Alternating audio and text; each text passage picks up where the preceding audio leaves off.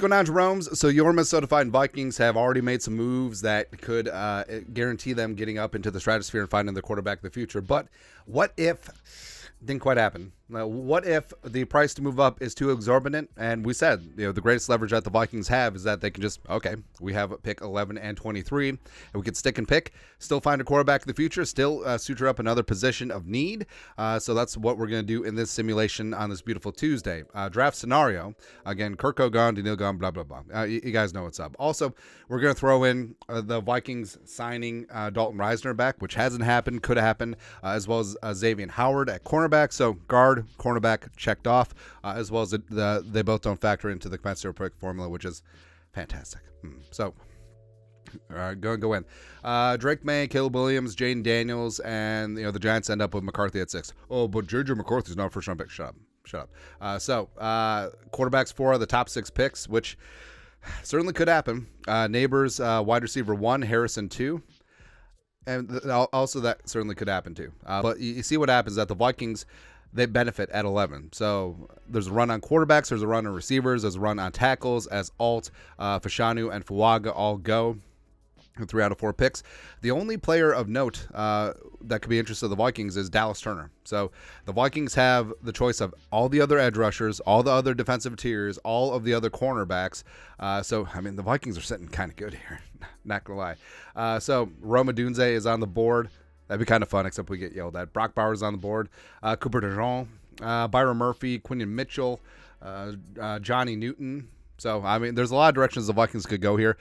There's trade offers, except just for the sake of the exercise, we are just going to stick and pick. But for me, it comes down to Murphy and Newton. Now, Murphy played at a high level last year, and I think that he's going to be a fantastic player in the pros. I think that he is going to be like a Sheldon Richardson and what Sharif Floyd should have been.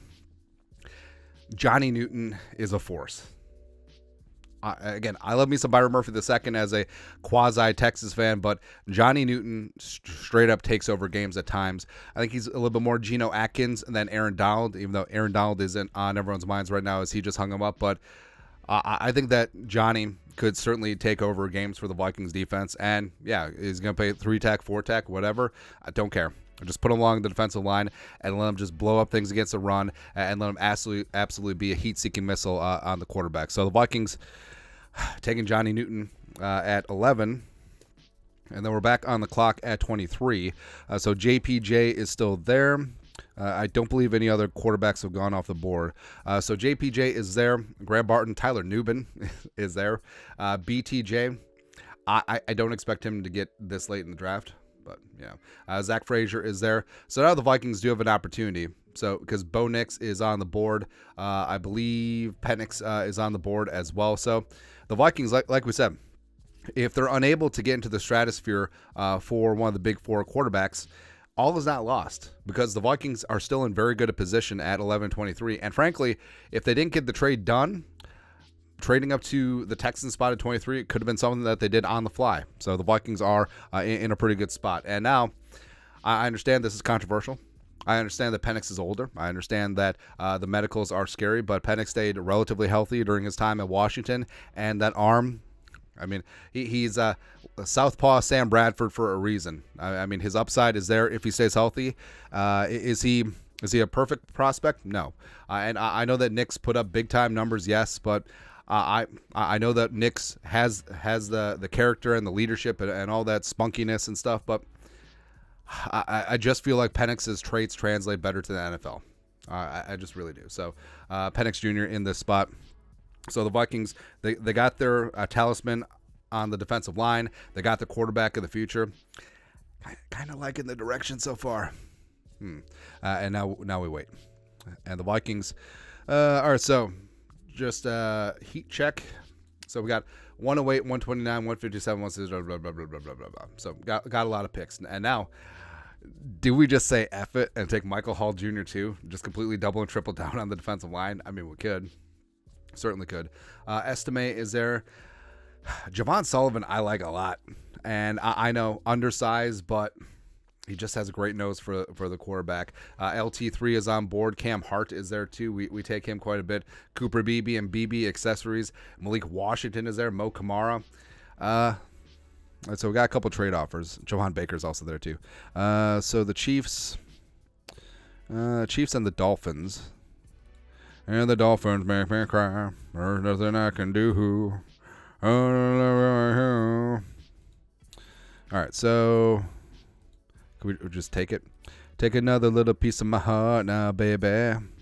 All right, so 108, and then we pick up 159 and 252 and 131. All right, Chiefs. All right, do your worst. All right, so go. All right, so they take Hall. All right, so looking at the board again, so Malik Washington is just there chilling. Christian Jones, I love a lot. Will Shipley, dynamic running back. Isaac Warrendo, combine freak, former stupid Badger too. Christian Boyd is a guy that we take all the time. Kyle Wengo, former teammates with Jaquelin Roy. Nelson Caesar, I feel like is underrated. Kalen King, I don't know.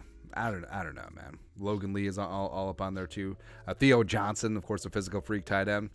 I mean, there's a lot of directions we could go in this spot, but also Cedric Gray is there. Do it, just go there. Yeah. All right, so Cedric Gray. Love his nose for the football. I think he could develop into a starter down the line, and I think that pace with Cashman and Cedric Gray is a nice linebacking trio. Next, so Malik Washington is still there chilling. I understand like the whole undersized wide receiver thing. Same thing with Taj Washington. Same thing with Colin from Arizona, but and also Braylon Allen is just there.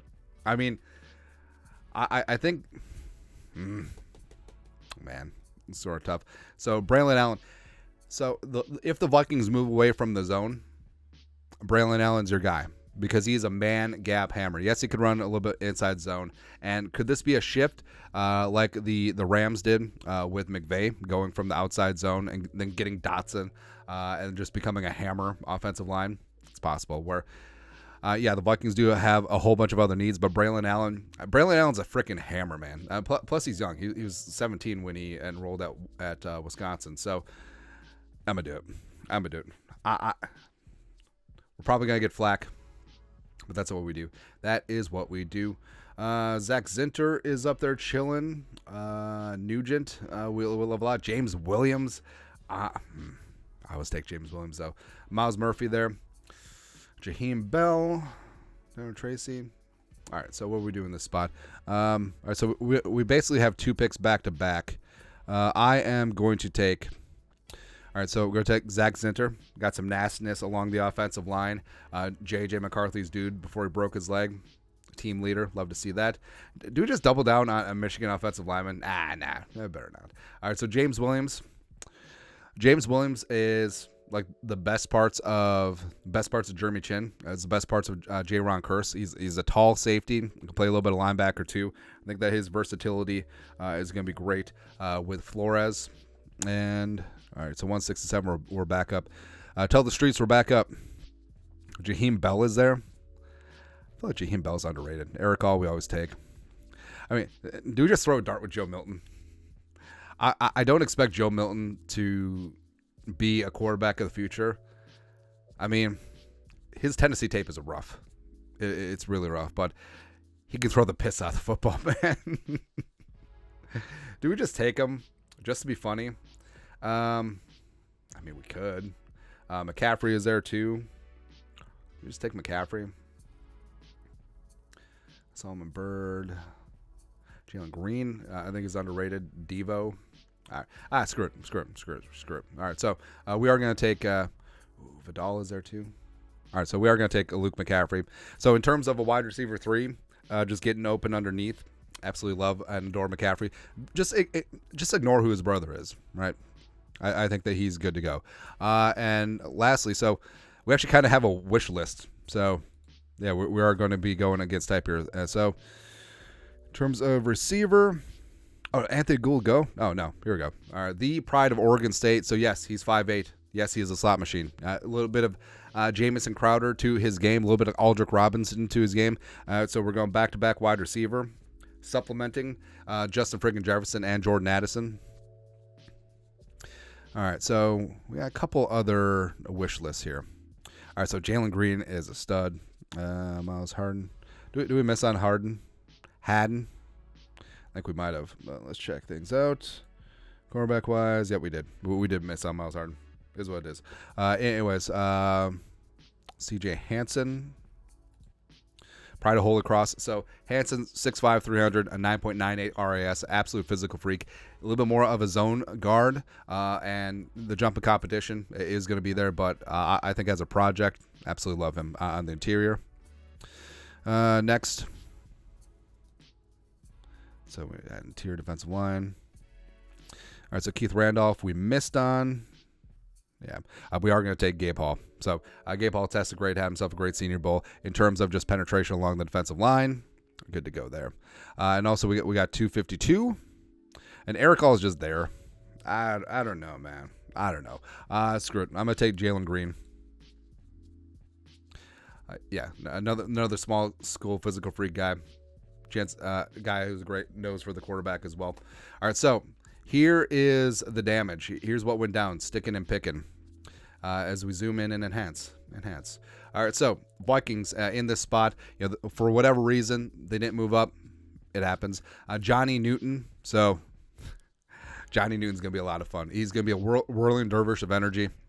And as a guy that gets that quick first step penetration, he's going to be a nightmare to try and block. He's great against the run. He's disruptive against the pass. Penix Jr., again, knocking on all the wood. If Penix can stay healthy, I think that he could be that dude. And in terms of getting him in the back end of the first round, you still get that fifth-year option. And if he's the guy, he's the guy.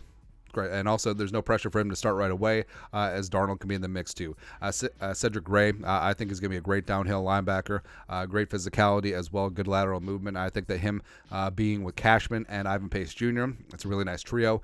Braylon Allen, downhill, punch you in the face, running back. Aaron Jones is great. Ty Chandler is great. But Braylon Allen is going to be that short yardage stud, absolutely just punch you right in the mouth. And no more tush pushing. Especially since we got Zach Zinter all up in the mix, as well as C.J. Hansen, a small school project from Holy Cross.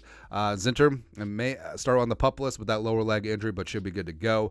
Two receivers, Luke McCaffrey and Anthony Gold. The key is route running and slipperiness and getting open over the middle.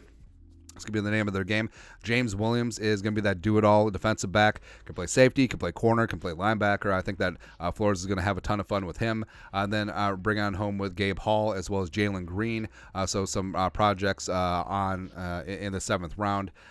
I'm pretty happy with how this turned out.